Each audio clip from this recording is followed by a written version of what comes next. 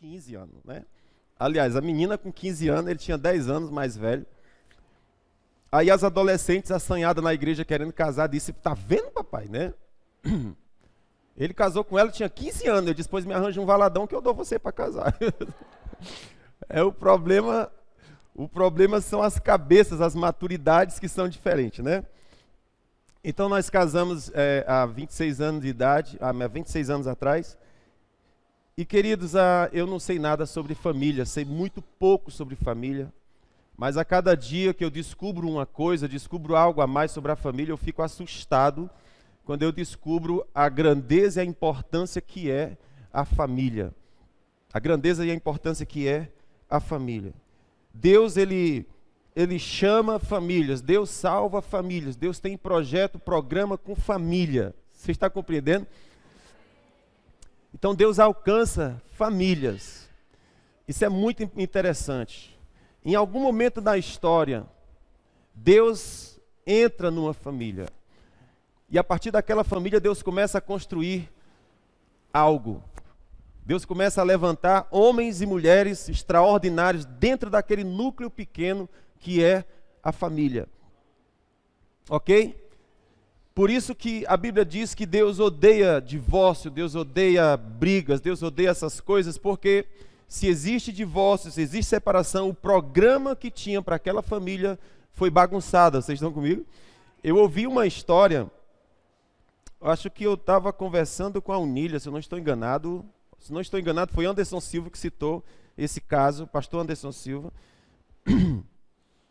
de uma família, uma senhora, a mãe da família faleceu, né? Adoeceu de morte, e no dia próximo da morte, ela chamou o esposo e disse, olhe, você não case, você não case de novo, né? Não case de novo. E aquela mulher movida pelo Espírito disse, você não pode casar de novo por causa do meu filho, do nosso filho fulano de tal. Deus tem algo na vida dele, Deus tem um projeto grandioso na vida dele. Se você casar com outra pessoa, esse projeto vai ser estragado. E aquele homem se manteve viúvo, né? E hoje o filho dele, que ela tinha falado que seria, é um grande homem de Deus. Aquilo que ela viu, que ela profetizou, aconteceu.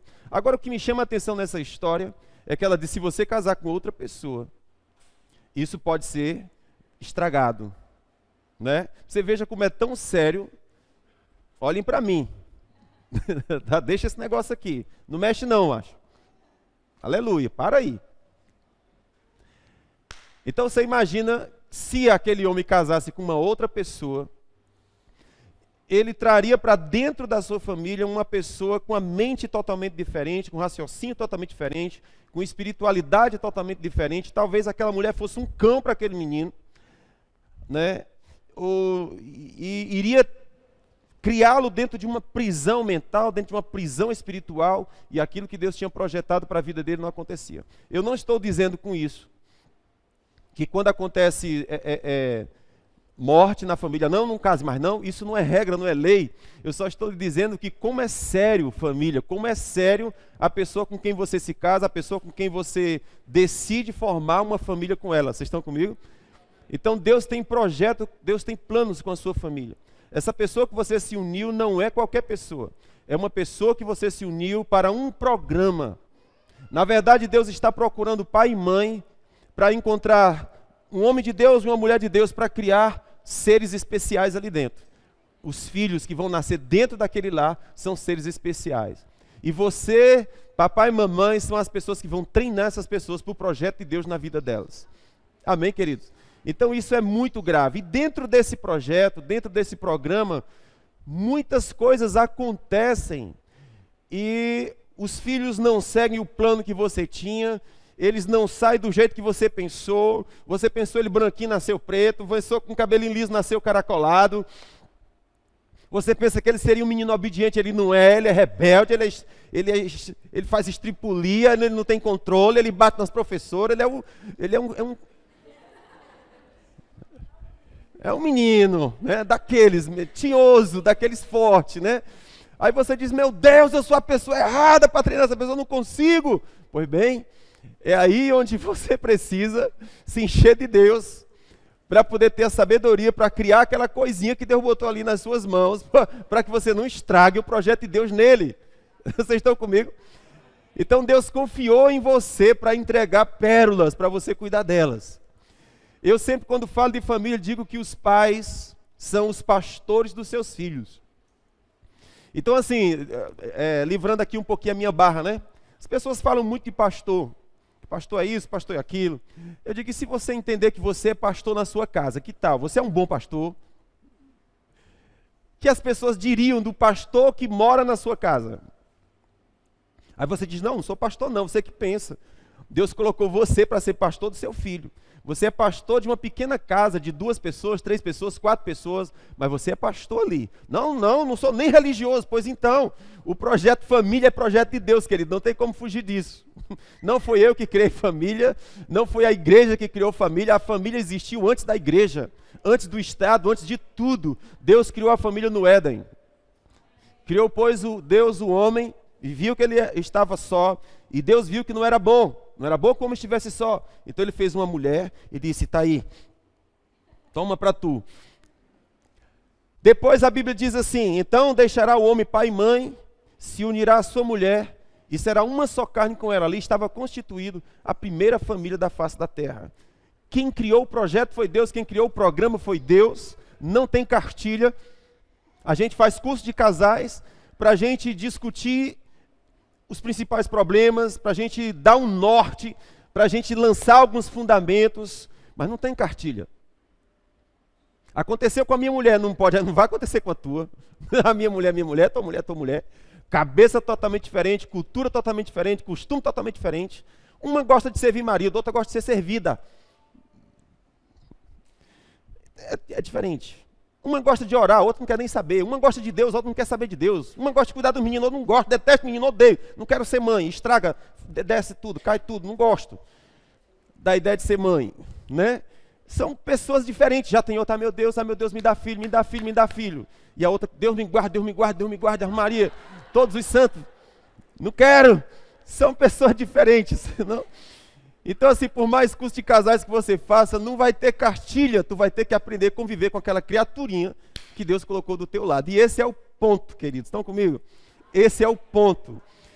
Exatamente porque nós não queremos nos relacionar, que a gente está se relacionando com bicho. Né? Então, pessoas estão achando mais interessante se relacionar com gato, com cachorro, papagaio, periquito, do que se relacionar com pessoas, porque dá trabalho. Vocês estão comigo? Eu sei que cachorro dá trabalho, mas se você tranca ele no quintal, ele fica, o pobrezinho grita e faz tudo aquilo, mas você bota no quintal, resolve, a mulher não dá para fazer. Né? Querido, você está enchendo o saco hoje, olha, eu vou o seguinte, está trancada, fica aqui. Não, isso vai dar problema, você vai para a cadeia, vai dar um monte de coisa, cárcere privado, não pode. Tem que aprender a se relacionar, e se relacionar dá trabalho, não é não? E porque a gente não quer se relacionar, a gente perde uma parte importante da vida. Eu estava conversando com uma irmã essa semana e ela disse, citando sobre o caso de uma pessoa que já era uma certa idade, o marido morreu e ela, um ano depois, já está com outro marido, já casou, e velha. Você imagina a situação, velha e os filhos já tudo casados, com neto, bisneto, sei lá o quê. O velho morreu, ela casou de novo, um ano depois. E a mulher estava comentando assim para mim, rapaz, que coisa, né? Que coisa. Aí, porque, rapaz, nós somos muito mole, ela estava comentando, né? Nós somos muito mole. Aí então ela fez um argumento assim, ela disse, bom, mas eu casei com o meu trabalho. E eu digo, querida, isso também é fuga. Tem gente casando com cachorro e tem gente casando com trabalho, né? E casando com trabalho eu me escondo. Casando com trabalho eu não sou obrigado a me relacionar, porque se você se relacionar, aquela pessoa vai atrapalhar seus projetos, sua vida. Você sabia disso? A pessoa com quem você se casa vai estragar os seus projetos. Tipo, se tivesse casado, um homem ia chegar e dizer, ó, mulher, esteja em casa 7 horas. O quê? 7 horas? Você está doido? Eu vou nada. Sou casado com o meu trabalho. Não. Divorciei dele, agora você é casado comigo. vai se relacionar comigo. Agora tem amor, tem tudo. Desculpa, com trabalho não dá para fazer essas coisas. Então, vocês compreendem o que eu digo? Isso é constituição de família. Ter família, se relacionar com pessoas, dá trabalho. E porque eu não quero ter trabalho de me relacionar, de ceder, de doar, então eu prefiro ficar só e viver só. Beleza, é uma escolha. Mas isso também traz prejuízo, isso também traz perda. Eu não vou andar de bicicleta porque se eu andar de bicicleta eu posso cair. Beleza. Você só não vai sentir vento na face, só não vai saber o que é o prazer de andar de bicicleta, porque você pode cair. Vocês estão comigo? Então, se eu tiver medo de viver, eu não vou viver. Se eu tiver medo de viver, eu vou perder a vida. Não, mas seu casal também perde. Pois é, de todo jeito você perde. Então, casa e vive e se diverte. Né? Se você quiser, claro. Quem não quiser, não precisa. Eu só estou lhe dizendo que a família ela é um projeto maior do que nós. E Deus está de olho na família. Que bom é que o marido e a esposa tenham a consciência de que Deus está de olho neles para que eles cuidem das preciosidades que Ele vai derramar ali dentro, que Ele vai depositar ali dentro. Querido, você imagina se vai sair da sua casa filhos milagres, filhos que a terra está desejando que eles apareçam. Querido, acredita nisso. Acredita nisso que Deus está buscando famílias para criar filhos milagres. Filhos que serão extraordinários. Filhos que vão mudar essa geração. Filhos que vão mudar o estado da política, o estado do governo, o estado da igreja, o estado das famílias. Filhos, Deus está buscando famílias. Eu fico imaginando a família de José e de Maria, né? Que a família que Deus escolheu para gerar Jesus lá. O depoimento que a Bíblia dá acerca de José é assim: e José, homem justo. Olha só a declaração que Deus disse acerca de José. Deus achou um homem que Ele chamou de justo, para nessa família gerar Jesus. Com relação a Maria, o depoimento que Deus dá é assim: o anjo apareceu e disse: Maria, você vai ter um filho, eu não tenho marido. Ela respondeu: como é que vai acontecer isso? O anjo disse: vai vir sobre você o poder do Espírito e vai gerar aquele que vem do alto, não é? Vai gerar. Sabe qual é a resposta dela? Ela disse: eis aqui a serva do Senhor, cumpra-se em mim conforme a tua vontade. Aí o anjo diz assim: Maria, você achou graça aos olhos de Deus. Rapaz, você imagina um negócio desse? Deus estava olhando famílias e disse: cara, você achou graça. Ou seja, você achou favor diante de Deus. Maria achou favor diante de Deus. E José era um homem que vivia de tal modo que Deus disse: José, homem justo, homem íntegro. Essa expressão homem justo não é aquele homem chato que faz tudo direito e aponta os outros. Ele é bom. A expressão justo quer dizer bom. Tem um sentido de pessoa generosa, de pessoa que é correta no seu procedimento. É um tipo de pessoa que você se apaixona quando se relaciona com ela. Não interessa se é homem ou se é mulher, porque não é uma paixão homossexual, é uma paixão de ser humano, de gente, né? Você ama, cara, que bom estar com aquele homem, que massa conviver com ele. Cara, passei 2 horas com ele, minha vida deu um up, deu uma mudança, só porque eu passei com ele algumas horas. Isso é justo, é um homem justo. É um homem que transpira Deus, transpira o caráter de Deus. Então o depoimento que Deus dá sobre aquela família é essa: José era um homem justo. E Maria era a serva do Senhor, aquela que disse: eis aqui a serva do Senhor, cumpra-se em mim a tua vontade. Ela não disse assim: ah, Senhor, não quero dar, não quero ter filho, não, porque o Senhor sabe, né, o que acontece com a gente. Deixa para lá, a gente passa madrugadas, a gente fica com o olho roxo. Tá aí, o Ismaías até hoje não veio para a igreja, tá com o quê? Tá com bem um mês que o menino nasceu, ó. 17 dias, não sai do quarto, nem Maria, nem a Nath, adorando o rei Jim, ou a rainhazinha que chegou, né? Mas está lá, olhinho roxo e tal, sem dormir, aquelas coisas. Tendo auxílio aqui da nossa matriarca, Leoneide, né? Qualquer choro que o neném dá: oh, me ajuda, e tal, está ela para ajudar. Socorrer, né? O primeiro filhinho, pode ser que no segundo já esteja mais experiente, aleluia, deixa a vovó descansar só para curtir. Não é? Pode ser, mas pode ser que não. O fato é que ter neném dá trabalho, dá trabalho, né? Mas a disposição de Maria foi: aqui está a serva do Senhor. Se o Senhor achou a nossa casa, conta comigo. quero gerar um filho milagre para essa geração. E enquanto isso acontecia, quilômetros depois, estava Isabel também grávida do céu. Estão comigo? Aleluia! Então que Deus levante nossas jovens que estão querendo ter bebê. E esses meninos sejam milagres do céu. Sejam pessoas, sejam mulheres engravidadas do céu. Sejam mulheres cheias de filhos milagres. Trazendo solução para essa terra. Não sendo filhos comuns. Porque você não vai ser mãe comum e nem pai comum. Vocês terão a inspiração do Espírito Santo para disciplinar os seus filhos, para instruir os seus filhos no temor do Senhor, para que eles sejam aquilo que Deus pensa a seu respeito. Amém, queridos? Glória a Deus. Então seja bem-vindo ao culto família. Família é o grande projeto de Deus. Eu estava assistindo essa semana um filme muito interessante chamado Um Homem de Sorte. Assisti só uma vez, não foi uma assistência profunda, né? Mas o filme é muito legal. O filme trata de um conflito entre um pai e sua família.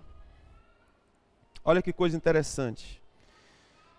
O filme se desenrola do seguinte modo: a família é uma família de pastores, é uma família de sacerdotes. E todos os homens da família, me parece que seguiam o caminho sacerdotal, eram pastores também. Mas teve um que não quis. E aí, onde o problema começa. Esse garoto queria ser engenheiro, e não ministro, não pastor, queria ser engenheiro. E o pai era aquele pastor muito severo, aquele pastor muito rígido, regras muito rígidas, muito difíceis. E o garoto passou na universidade.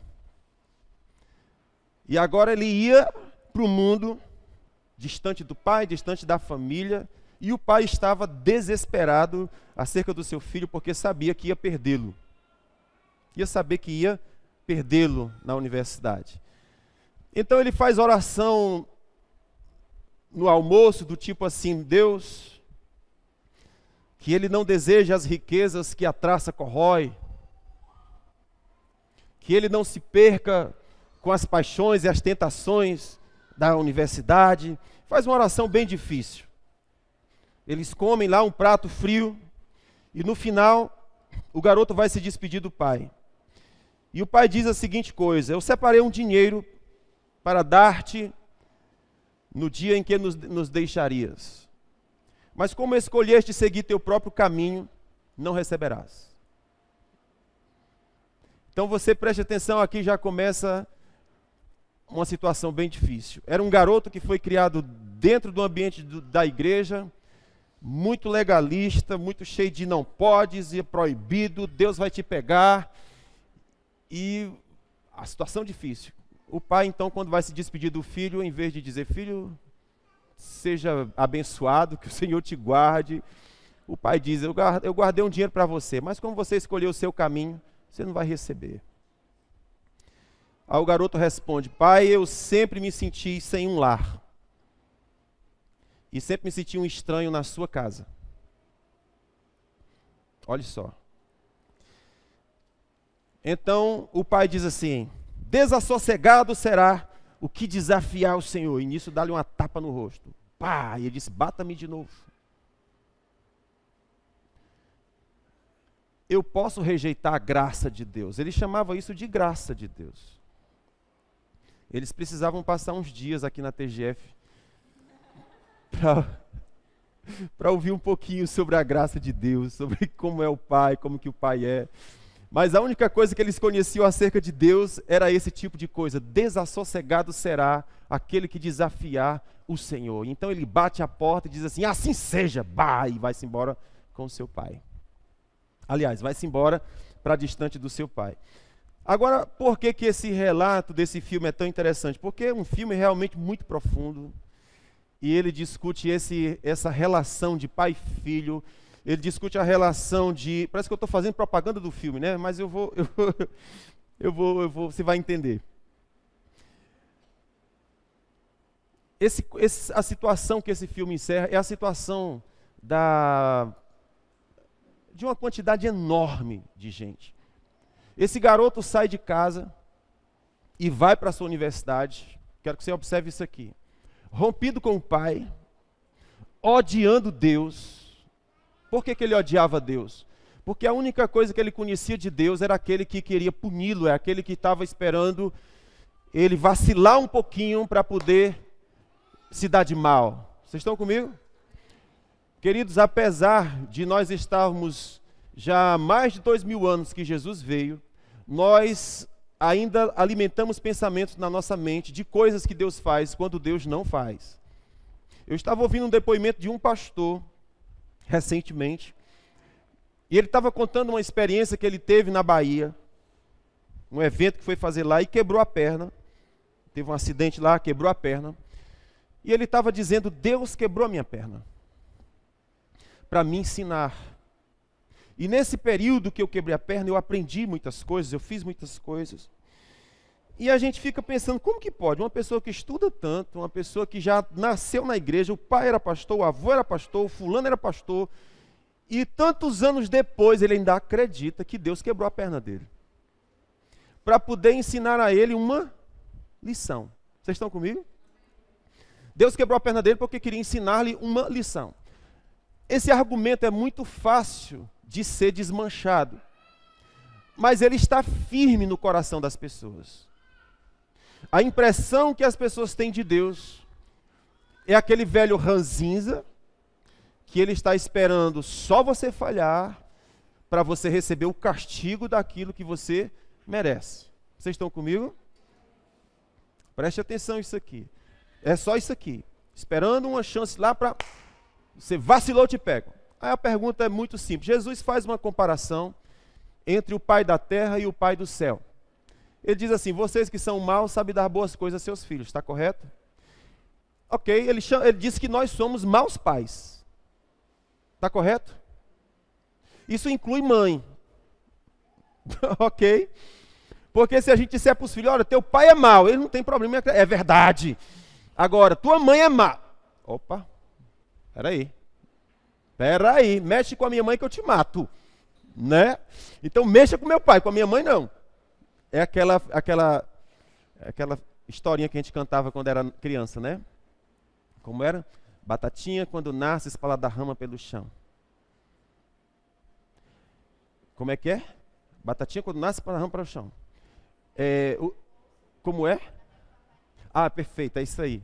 Batatinha quando nasce espalha da rama pelo chão. Na verdade, espalha a rama, pessoal, mas a gente diz espalha da rama. Espalha a rama pelo chão. Aí qual é a outra parte?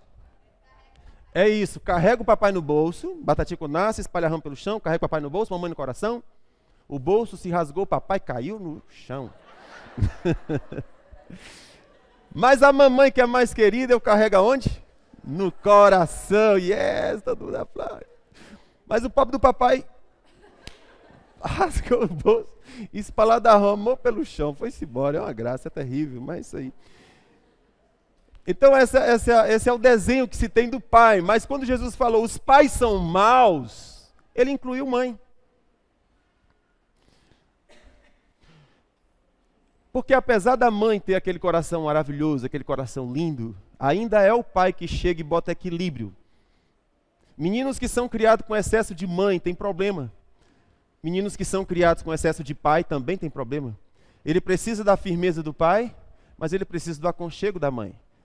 O menino levou uma topada, arrancou a unha. O pai disse: "Se acorde macho.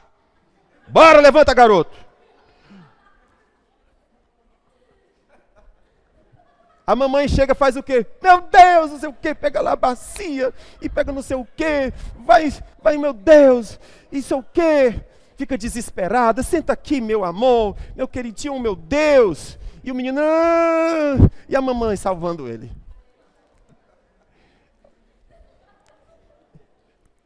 Mais ou menos assim. O meu, eu estava brincando de bola lá no interior. Não sei jogar bola, não sei se é por causa dessa experiência. Mas eu estava jogando de bola, escorreguei na bola, a rótula do meu joelho bateu numa ponta de pedra que estava assim, a rótula saiu. Ficou exposta. Cheguei em casa chorando, bichona aqui aparecendo. Mentira, não sacou não, gente, ficou só exposto. Exagerei um pouco aqui. Quando chega em casa, papai olha e diz assim: como é que pode um negócio desse? Vai passar 30 dias parado, sem trabalhar. Tá falando de uma criança. 30 dias sem trabalhar, eu digo, é nós, estamos juntos. Quem vai cuidar? Mamãe. Então, natural que a gente faça um verso dizendo: o bolso se rasgou, papai caiu no chão. Mamãe que é mais querida, eu guardo no coração, ferrou. Mas quando Jesus fala assim, vocês são maus, ele está incluindo pai e está incluindo mãe, né? Por mais fantástico que estejamos, a gente não vai conseguir ser bons. Vai ter maldade na nossa educação. Mas o que Jesus está chamando a atenção para nós é dizendo assim: mesmo sendo vocês maus, vocês não dão coisas más a seus filhos. Vocês fazem coisas boas por eles. Tipo, se ele pede um sanduíche, vocês não dão uma lacraia para eles comerem. Vocês não fazem isso. Não é vocês, no lugar da salsicha, do sanduíche, vocês não botam lá uma cobra. Né? Vocês não fazem isso. Meu filho, toma aqui, papai preparou, mamãe preparou aqui, sanduíche gostoso. Quando o bichinho vai dar uma mordida, tem uma jararaca dentro. A gente não faz isso, não é verdade? É salsicha, a gente bota salsicha, arranja um molhinho, faz um negócio, porque é o nosso filho. Jesus fala: se vocês são maus, sabem dar boas coisas. Aí ele pergunta: o que vocês acham que faz o Pai do céu? Agora, como é que um cidadão em boa consciência pode imaginar que Deus quebrou a perna dele? Eu pergunto: quantos de vocês o menino fez danação? Vem cá, filho. Venha cá. Anda o papai. Olhe, para que você não faça mais, veja o que papai vai fazer. Pega um pau e pá, na canela.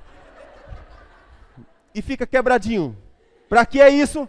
Para que você aprenda que nunca mais desobedeça papai, porque papai te ama. Jesus disse: nós somos maus, mas embora sejamos maus, a gente não faz isso com os nossos filhos, não é verdade? Aí a pergunta de Jesus é: como é que você, em sã consciência, consegue imaginar que eu faço isso contigo? Mas tem gente que acredita nessas coisas. Tem gente que acredita que as coisas más que lhes ocorrem é porque Deus é contra eles. Por que isso acontece? Por causa de uma consciência pesada. Por causa de culpa carregando na alma. E tudo que ocorre, ele diz, é por causa daquilo. É Deus me castigando, é o meu pecado me visitando. Ei, a gente precisa descobrir que Deus é cheio de compaixão. Ele diz: como um pai se compadece do seu filho, assim o Senhor. Como o pai se compadece do filho, assim o Senhor se compadece daqueles que o buscam. Então, se tem uma coisa que a gente precisa descobrir é sobre o caráter do nosso pai, porque nós somos pais, ou um dia seremos pais, mas nós também precisamos de pai. E muitas vezes a referência do nosso pai não é a melhor referência que nós temos. O pai que nos criou, infelizmente, ele não seguiu aquele programa, aquele projeto, aquele pensamento que Deus tinha para que ele seguisse. Ele seguiu o seu projeto e estragou aquela criaturinha linda, aquela joia, aquela pérola que Deus colocou dentro daquela família. O paizinho foi um péssimo pastor, a mãezinha foi uma péssima pastora para os seus filhos. Ok? Quer dizer que tudo está perdido? Não. Porque mais do que os seus pais, você tem um pai celeste. E esse, ele disse, esse é perfeito. A Bíblia diz que o Senhor, ele é pai dos órfãos. Eu acho isso fantástico, porque existem muitos órfãos de pais vivos. Não são órfãos apenas de pais que morreram, mas são pais vivos, mas que não são pais para os seus filhos. E o Senhor disse: eu sou seu pai. Eu sou pai de órfãos. Então existe experiência que eu preciso ter com o Senhor, que aquilo que o meu pai falhou, ele vai preencher com toda a perfeição, porque ele é o pai do céu. Se o teu pai é mau contigo, ele disse: eu sou o pai do céu. Eu sou o pai perfeito. Olha só o que ele diz: o teu pai, se você pedir pão, ele dá pão, se você pedir peixe, ele dá peixe, mas se você me pedir, eu te dou o Espírito Santo. O que é que isso significa, querida? Ele disse: eu não vou só te dar comida, eu não vou só te dar provisão, eu vou te dar comunhão.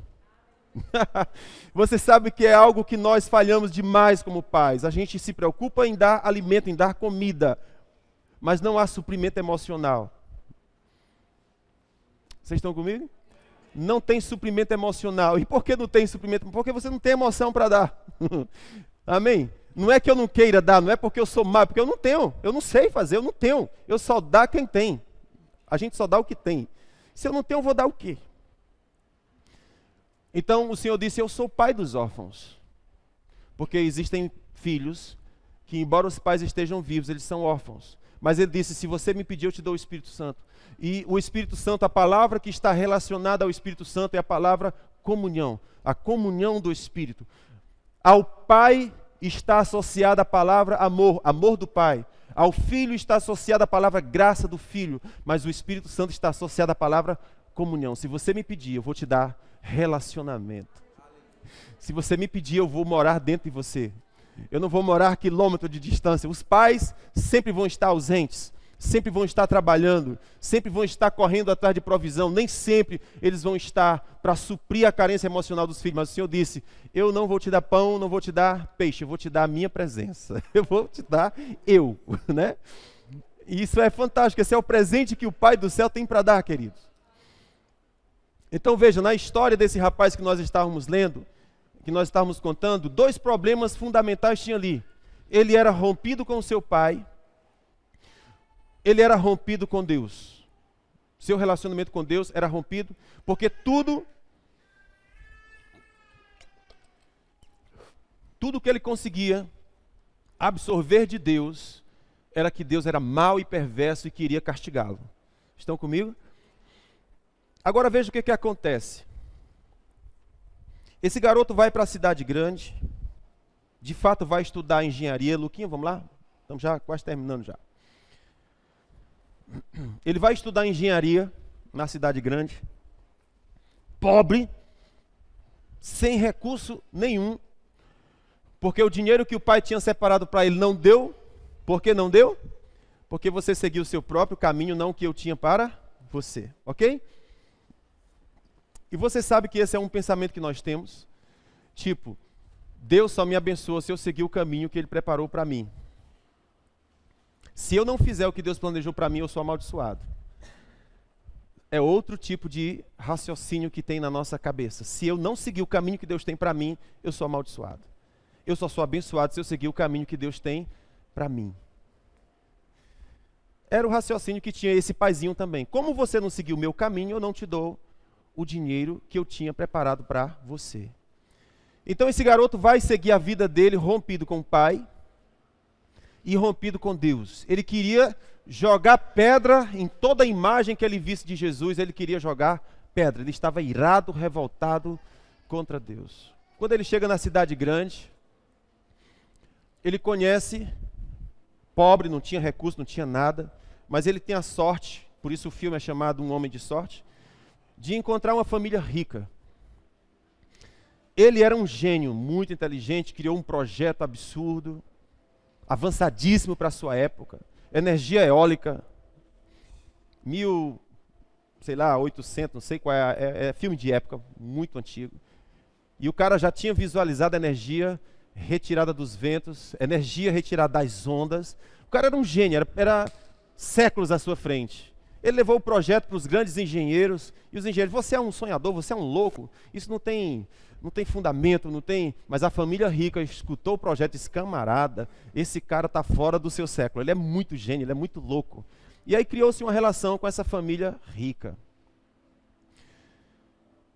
E ele, em noiva da filha mais velha dessa família rica. Recurso para ele não ia faltar. Mas olha só o problema. O engenheiro-chefe que ia aprovar o projeto dele era um coronel. E ele tinha problema com o quê? Com a autoridade.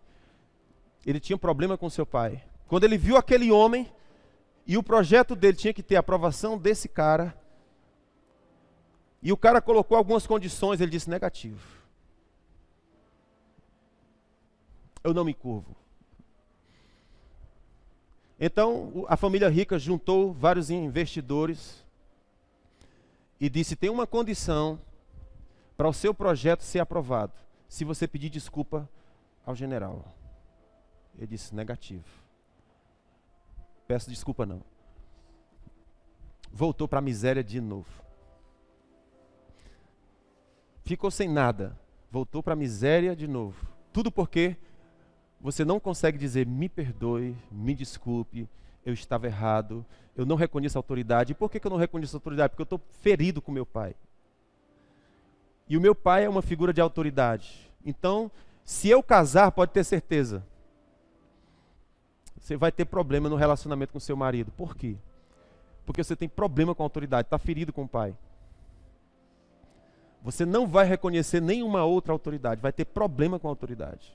Sabe o que aconteceu? O projeto dele não foi aprovado porque ele não pediu desculpa, foi para a sarjeta de novo. Muito pobre. Quando ele apanhou bastante, ele voltou ao coronel, ao comandante, sei lá qual era o termo que se usa, e disse, eu queria pedir perdão agora. E o homem disse, é tarde. A chance já passou. E ele volta para a sarjeta. A menina que ele tinha noivado, ele não consegue permanecer no relacionamento e termina com ela. Quando ele termina com ela, ou com o noivado, porque ele não consegue se conectar. Você percebe? Olha que coisa interessante. Como ele está ferido com Deus e ferido com os pais, ele não consegue se conectar a ninguém. O que é que ele consegue fazer? Sexo. Fazer menino. Mas se conectar com um ser humano, ele não consegue. Porque ele está ferido. Termina o relacionamento com a moça e ele perde toda a possibilidade de prestígio e de recursos, perde tudo. Era um homem de sorte, mas ao mesmo tempo com uma maldição dentro de si, que era a ira com seu pai. Seu pai morre, sua mãe morre, ele não vai para o enterro do pai. O irmão tenta reconciliação, não tem reconciliação, e ele está como? Perdido na vida. Ok? Perdido na vida. Como ele terminou o relacionamento com essa, sofreu bastante essa mulher, ela tinha engravidado, ele não sabia.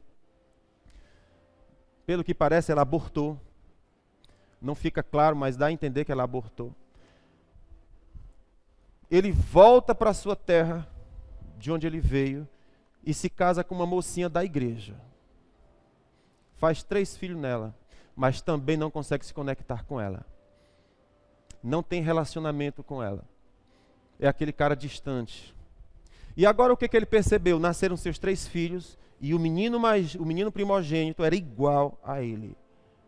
Uma vez brincando, o menino quebrou o catavento que ele tinha feito, e ele brigou com o menino, gritou com o menino, e o menino saiu correndo e disse, volte aqui, volto não, volte aqui, volto não. E o menino correu, ele era a xerox do menino, e ele agora estava sendo o pai. Igual o pai dele. Por quê? Ele estava ferido com seu pai.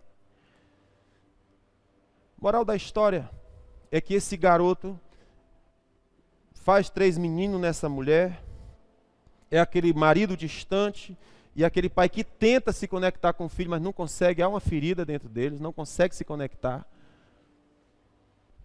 Até que chega um dia que ele é chamado para fazer um trabalho e ele vê que o cara da fazenda onde ele foi fazer o trabalho tinha uma conexão com a mulher dele, era conhecida da infância, e ele percebeu uma conexão e disse assim, eu vou embora. Desapareceu, deixou a sua esposa, deixou seus filhos e foi morar numa terra bem distante, numa casinha solitária. E aí que eu quero chamar a atenção para você, desse texto de Jeremias 17. Você pode assistir o filme, já te contei tudo, mas é bom, o filme é bom. Quer dizer, se você vê o que eu consigo ver, né?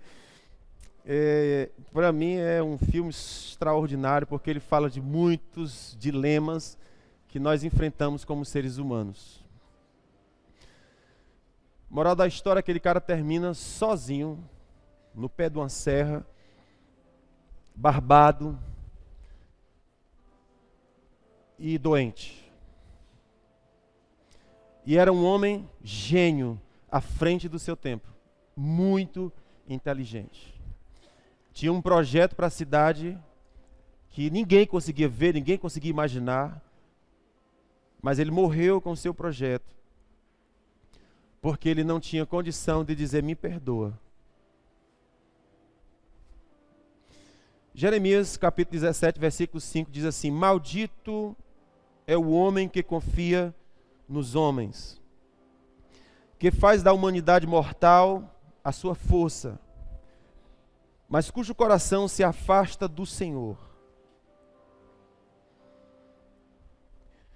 Ele será como um arbusto no deserto, não verá quando vier algum bem.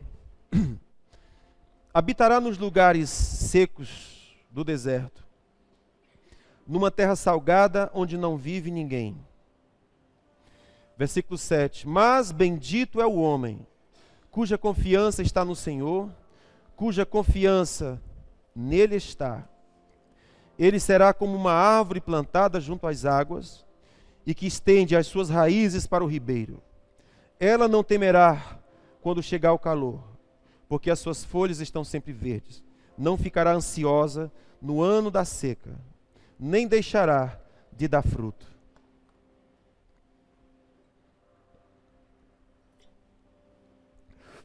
O que é que a gente tem nesse texto aqui? A gente tem a descrição de dois seres humanos. Um é o ser humano que só confia em si. A esse o Senhor disse: você está num ambiente de maldição. Quem é a pessoa que só confia em si? É aquele que nunca experimentou a graça de Deus. Nunca experimentou a graça. Essa pessoa, ela vai viver daquilo que ela faz, e não daquilo que Deus faz.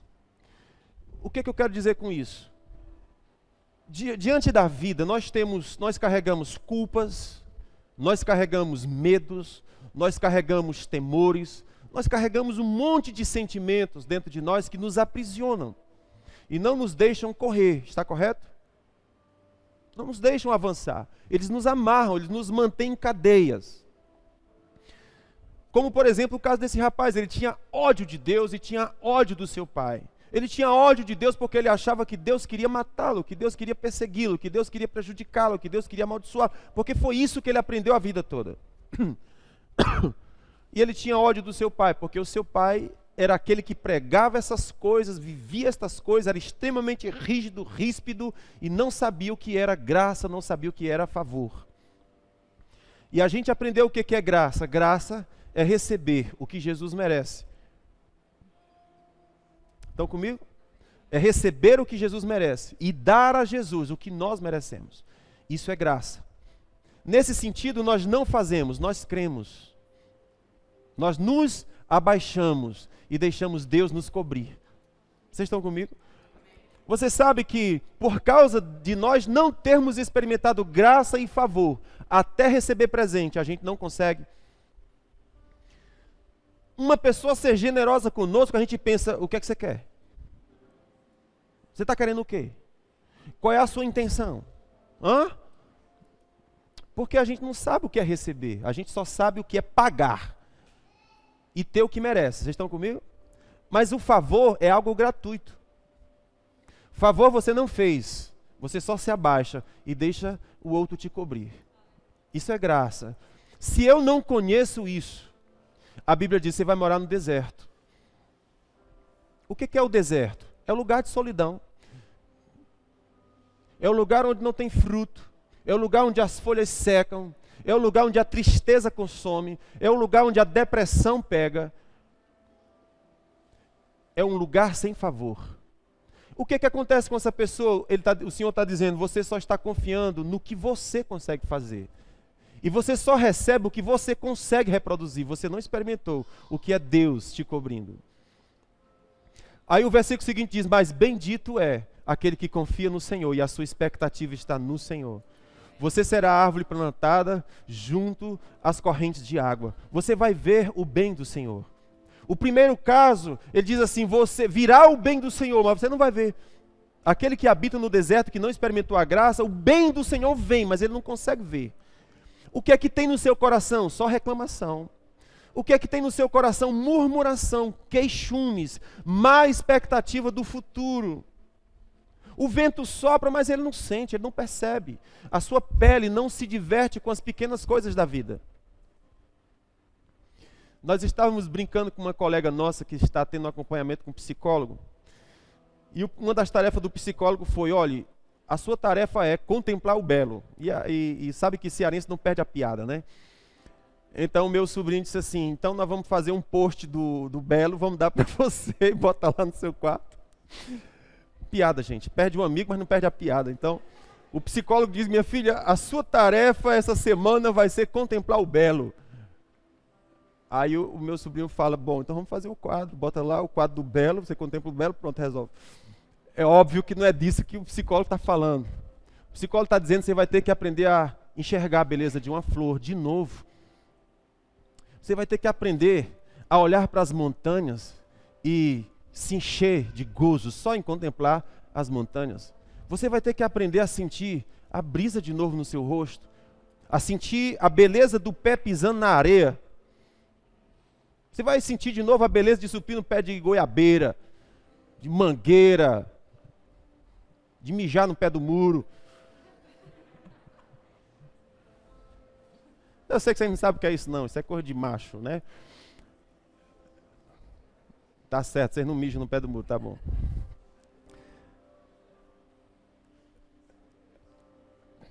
Meu cunhado vem de Manaus pra cá, aí vai lá pra minha casa e diz, ô cunhado, dá licença, mas isso aqui é bom demais. Aí vira lá no muro e manda ver. Eu digo, rapaz, o cara, você vem ter um vaso bem ali, vaso. Vai lá, aqui é bom demais, aqui é bom demais. Você não sabe o que é mijar no pé do muro, é bom. O que acontece? A gente está vivendo num ambiente de tanta culpa, de tanta condenação, de tanta sentimentos que nos botam para baixo, que você não consegue mais ver o belo. Tudo ficou cinzento, não tem mais beleza.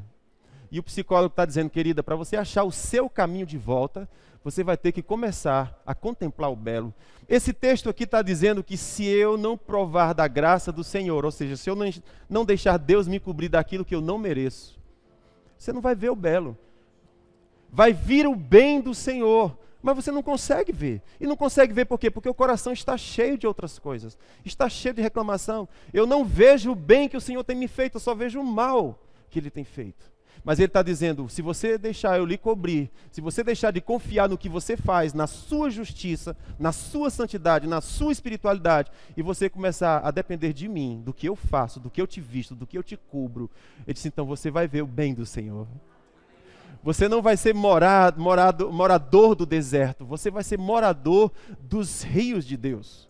Suas folhas não vão andar seca, e o seu fruto vai chegar na estação própria. Você verá o bem do Senhor quando Ele vier. O que aconteceu com esse rapaz do filme que eu estou contando é que ele não provou da graça do Pai. Ele só provou daquilo que é mal, daquilo que é perverso, daquilo que mata, daquilo que é ruim, daquilo que é maligno. Ele não sabia o que era o bem do Senhor. E por causa disso terminou no deserto. Por causa disso terminou doente e solitário, amargo, triste e solitário. Mas quantos sabem que não é essa a vontade de Deus para nós? Vocês estão comigo? Não é essa a vontade de Deus para nós. Eu ouvi uma frase que eu gostei muito. A frase dizia o seguinte, uma criança, ela nasce perfeita, mas não tem dente. Por favor, repete isso comigo, isso é muito profundo. Diga lá, uma criança nasce perfeita, mas ela não tem dente. O que é que isso significa? Oh, a profundidade das riquezas. Uma criança, ela nasce perfeita, mas não tem dente.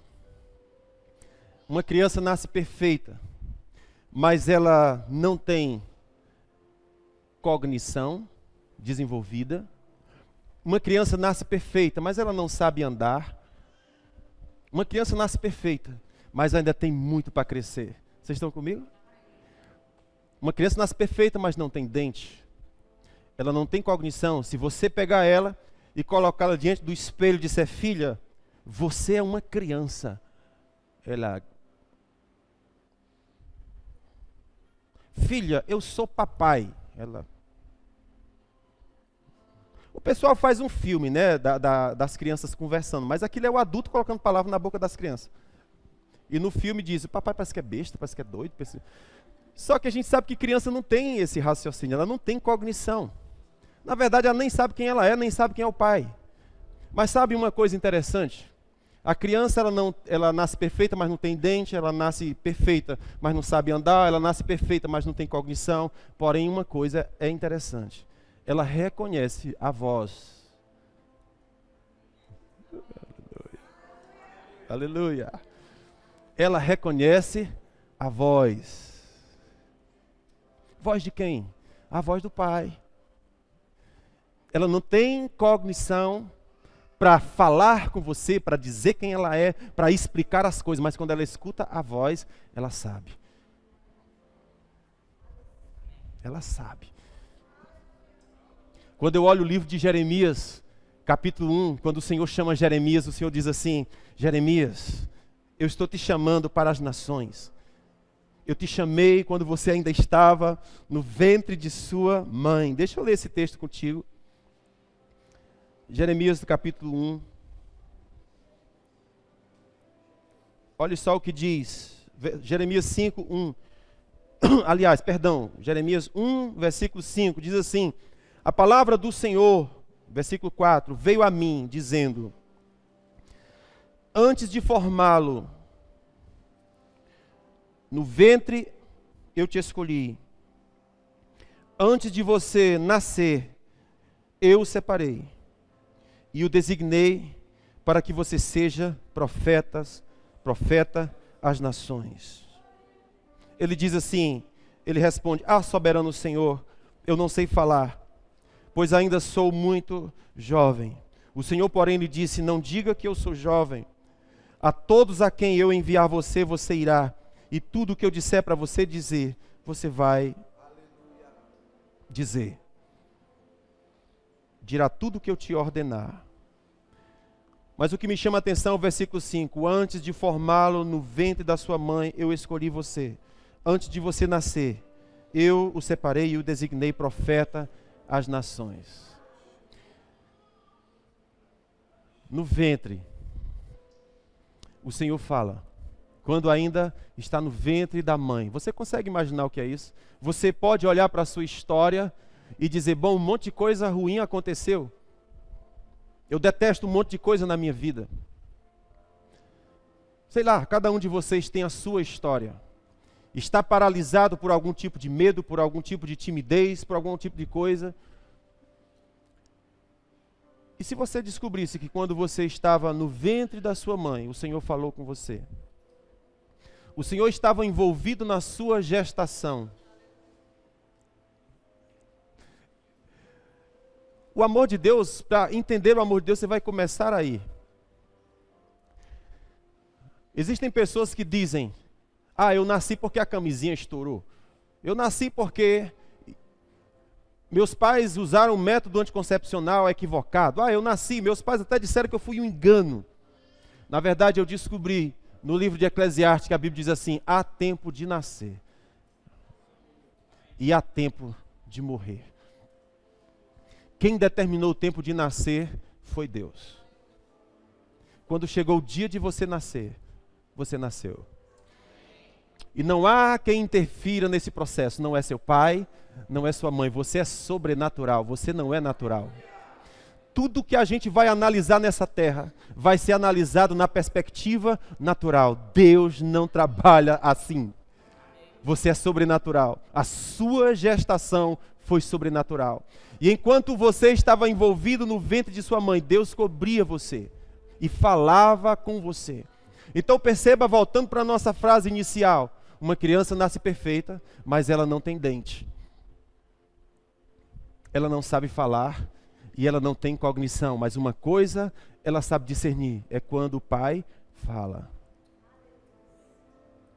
Significa dizer que você vai crescer e você vai enfrentar muitas coisas na vida, mas vai chegar um dia em que você vai ouvir a voz do seu pai. Seu pai Deus que eu estou falando. O seu pai terreno, ele é imperfeito. Jesus disse que ele era mau. Mas Jesus também falou, você tem um pai e ele é perfeito. Você tem um pai e ele estava envolvido na gestação, na sua gestação. Ele te cobria na sua gestação e falava com você. E quando você crescer, ainda que seus pais não cuidem bem de você, vai chegar um dia que você vai ouvir a voz de Deus falando com você. E você vai saber que Deus está falando com você. Por que você vai saber? Porque dentro de você, você reconhece a voz daquele que fala. Jesus disse, as minhas ovelhas, elas ouvem a minha voz e elas reconhecem. Aquele que te fez, fala com você. E você sabe que ele fala com você. Então, você é uma criança que nasceu. Você nasceu perfeita, mas não tem dente. O que é que significa dizer? Você vai crescer.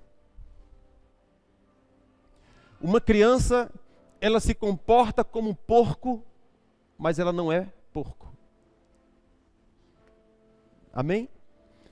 Uma criança, ela rola na lama, ela rola no cocô dela. Mas ela não é porca. Ela só é criança. Nasceu perfeita, mas não tem dente. Nasceu perfeita, mas não sabe falar. Nasceu perfeita, mas não tem cognição. Mas o que significa dizer? Aquele que gerou vai fazer você crescer. E a cognição vai chegar. E a fala vai chegar, e os dentes vão chegar, e a perfeição vai chegar, e a maturidade vai chegar, e o dia para viver os sonhos de Deus vai chegar. O dia em que as estações vão mudar, vai chegar. O projeto que o Pai tinha no coração no início, quando te fez, vai acontecer. Você nasceu perfeita, mas não tinha dente, mas vai ter. Você nasceu perfeito, não sabia falar, mas vai aprender. Nasceu perfeito, não tinha cognição, mas vai chegar. A maturidade vai chegar. E o que é que eu preciso para dar certo? Descubra que você tem um pai que te ama. Descubra que você tem um pai que te ama.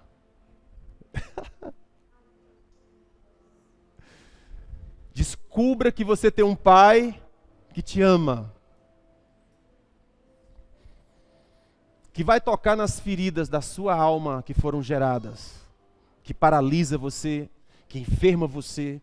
Que você está diante das grandes oportunidades da vida, você não consegue ver, porque o coração está ferido. Não tem humildade para dizer me perdoe, me desculpe. Você tem problema com a autoridade porque o coração está ferido. E você vai estragar o seu filho porque você também está ferido.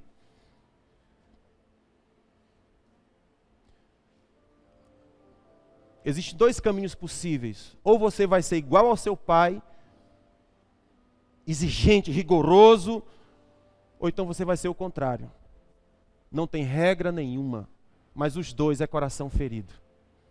Tanto o que não dá regra para o filho, como o que tem regra demais, os dois estão feridos. Precisa se reconciliar com seu pai. Porque o seu pai só lhe deu o que ele tinha. Seu pai só lhe deu o que ele podia dar, e Jesus já pensou nisso. E disse, olha, o seu pai só pode te dar comida, mas eu posso te dar comunhão. Eu posso te dar o Espírito. Eu posso te dar um nível de relacionamento que você nunca provou, nem experimentou antes. A Bíblia fala que o bom pastor, ele coloca óleo na cabeça das ovelhas. O óleo está falando de ferida na cabeça, ferida na mente, ferida dos pensamentos, ferida no coração. E o Senhor disse, eu sou bom pastor, vou colocar óleo. E as moscas não vão perturbar você. A Bíblia diz que se você trouxer os seus problemas, as suas inquietações para o Senhor, Ele diz, traz para mim. Por que você está andando ansioso? Por que você está andando preocupado? Traz para mim. O Senhor diz, e eu vou te dar uma paz que excede a todo entendimento, que vai guardar o teu coração e a tua mente. Você vai provar o descanso que há em Deus. Então pare de confiar nas suas mãos, no que você pode fazer. Esse ambiente, o texto sagrado diz, isso é um ambiente de maldição. Onde é que é um ambiente de bênção? Confia no Senhor. Descansa no Senhor. Deixa Ele te levar para os rios que te saram. Confia no Senhor. Você diz assim, Deus vai me quebrar. Se você pensa assim, você está confiando no que você merece. No que você faz. O Senhor disse, esse é um ambiente de maldição. Onde é um ambiente de bênção? Confia no que eu fiz. Confia no meu amor, descansa no meu amor. E baseado no meu amor se lance. Confie, avance, quebre, arrebente. Baseado no meu amor. Porque se você for carregado por sentimento de culpa e de pesar, você já está derrotado sem nem começar a lutar. Habitará em lugares desertos. Não verá vir o bem do Senhor. Só haverá reclamações, queixumes, estresses por dentro. Mas se você começar a provar Deus cuidando de você, você descobrindo Deus me ama, meu pai errou comigo, minha mãe errou comigo, meus familiares erraram comigo, Deus nunca errou. Jesus disse, eu vou te mostrar o Pai. E Ele vai te dar o espírito de comunhão. E vai suprir o que você nunca teve. Amém, queridos? Ok, qual é a ação que eu estou motivando os meus irmãos? Falei tudo isso para motivar uma ação. E qual é a ação? A ação de perdoar. Amém? A ação de perdoar. A ação de cortar as amarras e deixar aquele que te feriu ir em paz. Solte o que te feriu. Solte o que te machucou. Deixa ele ir. Essa é a primeira ação. Qual é a segunda ação? Receba o bem do Senhor. Não o bem que você merece, mas o bem que Ele te deu. Isso é graça. A graça não se baseia no que você merece. Se baseia no que Jesus merece e Ele te dá. Amém? Você se abaixa e deixa Deus te cobrir. Quando Adão pecou contra Deus, você sabe, ele botou umas florzinhas na frente ou outra atrás.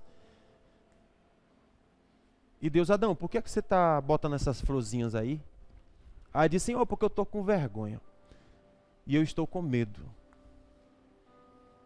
Aí ele pergunta, quem te mostrou que tu estavas nu? O que Deus está dizendo é, com quem você andou conversando que te contou uma história diferente do meu amor por você? E por causa de você ter dado ouvido a alguém que contou uma história diferente do meu amor por você, é que você está com medo. Porque se você conhecer o meu coração por você, você não vai ter medo. O apóstolo Paulo disse, agora nós podemos entrar com ousadia no trono da graça, cheio de confiança. Diga comigo, eu tenho acesso ao trono da graça. Não pelo que eu mereço, mas pelo que Jesus fez por mim. Aleluia. Aleluia. Aleluia.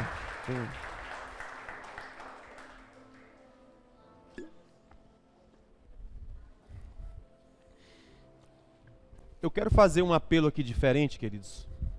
Eu não quero chamar você para vir aqui à frente, ok? Estão comigo? Não quero chamar você para vir aqui à frente. Mas você escutou um pouco da pregação da palavra de Deus. E se você percebe que Deus falou com você, e você sabe quando Deus fala com você, e você quer tomar uma decisão na sua vida, de dizer, eu quero andar com Deus. Eu quero buscar aquilo que agrada a Deus. Se você tomou essa decisão, eu quero Jesus, eu sei que é isso. Ele estava envolvido no meu nascimento. Ele me viu quando eu estava sendo gerado no ventre da minha mãe e me chamou ali. Falou comigo ali. E quando eu crescer, eu vou escutar a voz dele e vou me lembrar. Se você escutou a voz do Senhor hoje, e você sabe que Deus falou com você, e você quer decidir entrar no caminho de Deus, viver no caminho de Deus, eu quero orar por você, quero orar com você. Mas eu não quero que você venha aqui, eu quero que você ore aí no seu lugar. E depois, você pode chegar a nós e dizer, pastor, eu decidi. Eu quero congregar nessa igreja, ou eu quero congregar em outra que eu gosto mais. mas eu decidi que eu quero me relacionar com Deus, eu não quero mais ficar distante dele. Eu descobri que as palavras de vida eterna só tem nele. Eu andei distante, eu sei que o meu lugar é aqui. Eu sei que meu lugar é do lado de Deus. Se você tem essas convicções dentro de você, eu quero orar por você. E depois você pode vir falar conosco e ser acrescentado à igreja, estar debaixo do nosso pastoreio. Nós queremos abençoar. A igreja existe para isso, para receber as pessoas que querem se relacionar com Deus. Amém, queridos? A família TGF existe com esse propósito. E que propósito lindo, que propósito magnífico, nós estamos envolvidos aqui. Amém? Então ora comigo. Baixe sua cabeça e faça sua oração a Deus. Luquinho, subir. Se você tomou essa decisão, eu quero que você repita as minhas palavras. E você diga assim: Deus, fale no seu coração, na sua mente. Diga: Deus, eu ouvi a sua palavra nesta noite. Eu reconheço que eu andei distante do Senhor. Meu coração sempre te quis, sempre te desejou. Eu sempre quis estar perto do Senhor. Mas havia um sentimento de indignidade, de que eu não merecia, de que o Senhor não me recebia, de que eu era indigno do Senhor. Mas hoje eu aprendi que o Senhor me ama, que o Senhor não me rejeita, que o Senhor não está esperando eu cair para o Senhor me machucar, mas eu sei que o Senhor está para me levantar. Eu sei que o Senhor enviou Jesus para ser o meu Salvador, para perdoar os meus pecados. E eu digo nesta noite, eu confio em Jesus. Pela fé, eu recebo o perdão dos meus pecados, por meio do sangue de Jesus. Pai, eu entrego a Ti o meu coração, tudo que eu tenho, tudo que eu sou. Eu quero andar com o Senhor a partir de hoje, em o nome de Jesus. Digam amém. Glória a Deus.